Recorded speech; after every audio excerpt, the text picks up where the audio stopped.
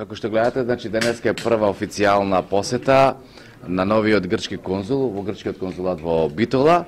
Ова е прва средба, практично денеска се запознаваме и разговаравме за сето она што изминатиот период значише соработка со соседна Грција.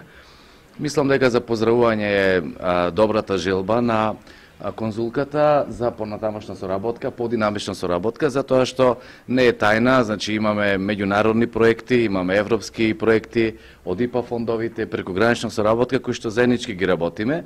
Всушност еден од најзначајните проекти кои што во моментов се случува, знаете, Зоолошката градина е во добра соработка со нашите соседи од Грција. Така што мислам дека тоа ќе продолжи понатаму. Јас укажав на добрата соработка и со општините во нашето обкружување, како што се Лерин, Воден, Кожани, Костур, а и Солун. Така што мислам дека во заеднички интерес е добрата соработка и се надевам дека со конзулката и со целата администрација се разбира во грчкиот конзулат и неов период ќе направиме проекти кои што ќе бидат за доброто на граѓаните од двете страни, значи и во Македонија и во Грција.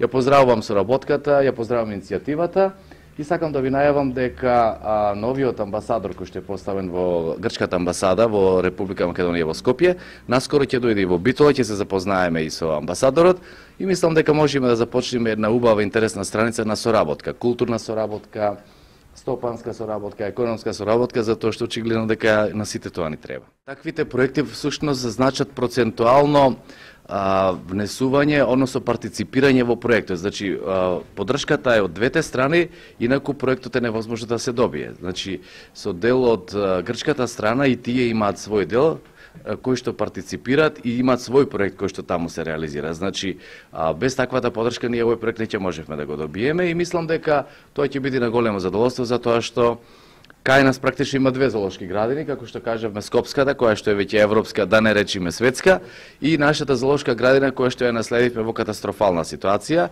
Општината веќе почна таму да инвестира, веќе работиме на водоводната мрежа, канализацијата, а овој проект што го имаме заеднички се однесува на реконструкција на живеалиштата.